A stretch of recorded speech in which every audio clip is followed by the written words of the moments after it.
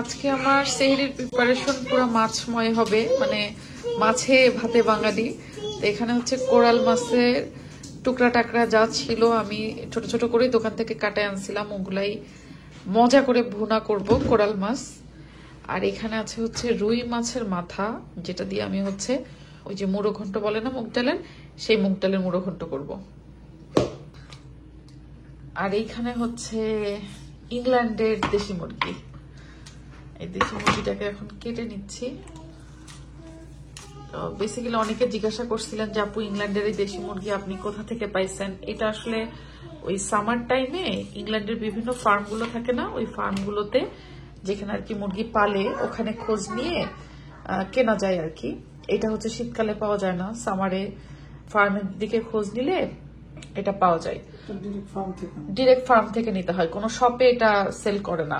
আমি জানি না করে কিনা, করে শপে আমরা পাই নাই কখনো। এটা ডিরেক্ট কান্ট্রি সাইড গুলোর যে ফার্ম থাকে সেই ফার্ম থেকে খোঁজ দিলে আপনি ফার্ম থেকে ডিরেক্ট কিনে আনতে পারবেন।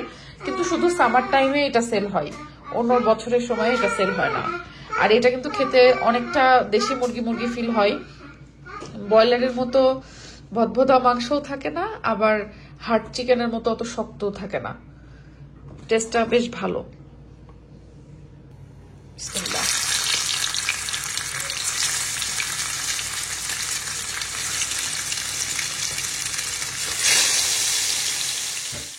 মুড়ো ঘন্ট করতে মাছের মাথাটা অনেকে ভাজে না, আবার অনেকে একটু ভেজে নেয়।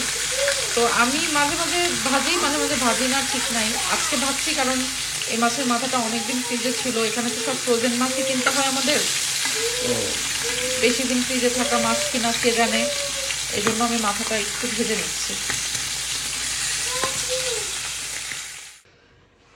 মাছের মাথা এখানে এই যে ভেজে পালা মারছি মুড়ো ঘন্ট করার জন্য। এখানে এখন আমি একটু আগে মশলা কষাই নিব।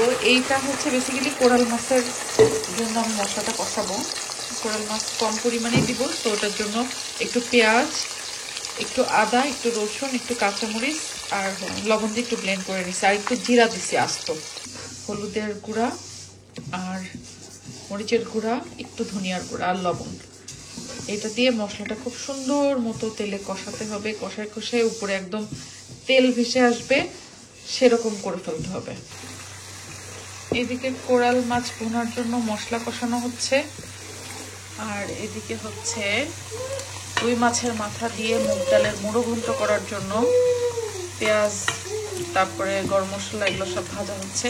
এটাও অবশ্য মশলা দিয়ে কষাবো, আদা রসুন বাটা সবই যাবে এখানে। ছোট ছোট মাছের টুকরোগুলো দিয়ে দিব, মাছের টুকরো দিয়ে এটা একটু কষাই নিব। অল্প একটু এবার কষালেই হবে, কারণ মশলাতে আর কোনো কাঁচা গন্ধই নাই। এরকম কষানো ভুনা।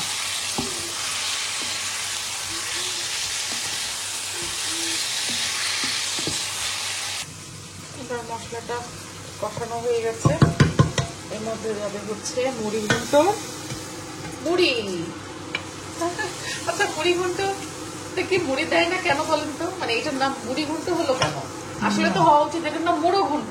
এটা মুড়ো ঘন্ট। তাহলে সবাই মুড়ি বলে কেন? মুড়ি ঘন্ট এই আঞ্চলিক ইয়েতে অনেকে মুড়ি ঘন্ট ভুলে বলে মুড়ি ঘন্ট। তার মানে মুড়ি ঘন্ট কথাটা হচ্ছে ভুল। হ্যাঁ, এটা মুড়ো ঘন্ট। মুড়ো ঘন্ট, আচ্ছা। এই যে এখানে আমার কোরাল মাছ ভুনা একদম ডান। এই সুন্দর মতো উপরে তেলটাও ভেসে উঠবে এখন। আর আমি হিটটাও আস্তে করে স্লো করে দিচ্ছি, ঝোলটা আরেকটু মাখো মাখো হয়ে যাবে। ফিনিশ। ফিনিশ কি জানি বলে, সিয়ারা বলে যে কোনো কিছু হয়ে গেলে ফিনিশ। মুগের ডালটাকে আমি ভালো করে মশলাতে কষাই নিছি। এবার দিয়ে দিব হচ্ছে বিসমিল্লাহির রহমানির রহিম।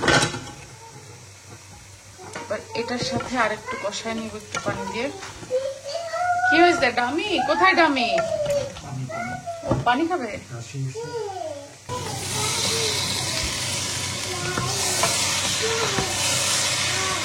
গান করতেছে সিয়ারা।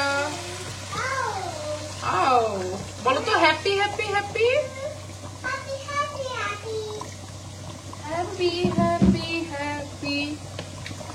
সিয়ারা এই গানটা গাই, হ্যাপি হ্যাপি, এটা সিয়ারার ফেভারিট গান। Happy happy.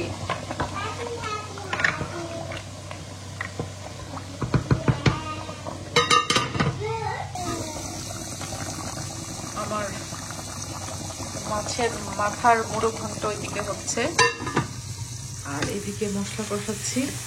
এই দেশি চিকেনটা রান্না করবো, এই জন্য চিকেনটাতে একটু আলু দিব। মানে দেশি চিকেন হচ্ছে একটু আলু দিয়ে ঝোল করলে মজা লাগে, তো এটা একটু আলু দিব। দেখছো দেশি চিকেনের ভাবই আলাদা। ব্রয়লার মাংসের যে ভদ্রতা একটা মাংস, কেমনি খায় মানুষ। আমিও খাই, কিন্তু আমার কাছে ভালো লাগে না। অনেকে আছে কিন্তু ব্রয়লার খায় না, একেবারেই খায় না। বাট আমার মাঝে চিন্তা হয়, ব্রয়লার মুরগি যদি আবিষ্কার না হতো, তাহলে এই সারা পৃথিবীর মানুষ কিভাবে মানে এত প্রোটিনের চাহিদা পূরণ করত।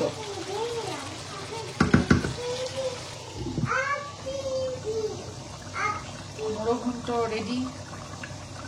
একটু কাঁচামরিচ ছিঁড়ে দিয়ে দিলাম, আর একটুখানি ঘি দিয়ে দিব, একটু পেঁয়াজ বেরেস্তা দিয়ে দিব, ব্যাস মোড়ো ঘন্ট ডান।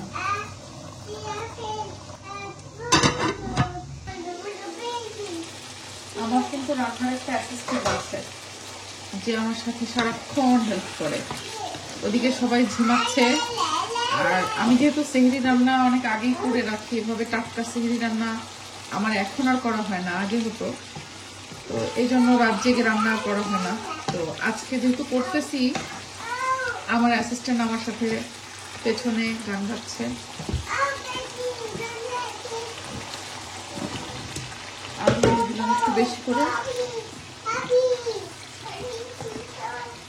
দেশি মুরগির আলু দিয়ে ঝোল, সেই সেই আলহামদুলিল্লাহ।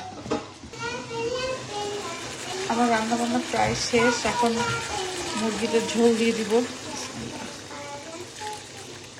এটাতে আমি একটু বেশি ঝোলই রাখবো, একটু সেদ্ধ হবে, বাকিটা ঝোল থাকবে।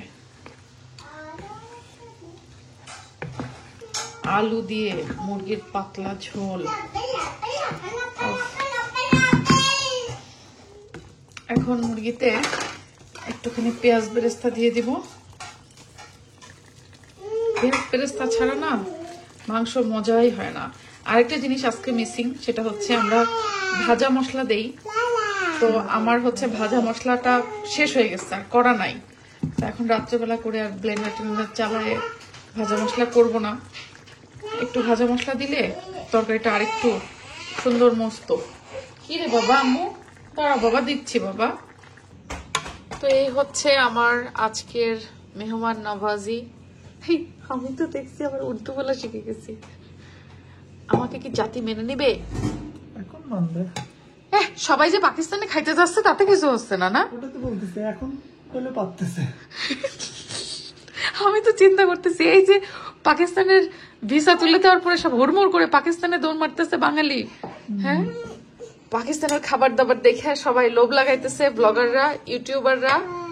তো যাই হোক, এখন আমাদের এই ছোটখাটো খাবার, আমরা তো আর আসলে পাকিস্তানের ওই খাবার খাইতে পারতেছি না, কি করার, আমরা খালি ইউটিউবে ভিডিওই দেখি। আর আমাদের মেহমান নওয়াজি হচ্ছে এরকম ছোটখাটো মাছে ভাতে বাঙালি আমরা।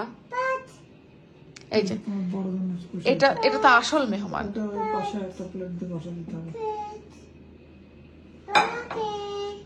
কি বলছে? ওকে ওকে, ওইটাই চলে যাচ্ছে। ও তো সব তো বুঝে।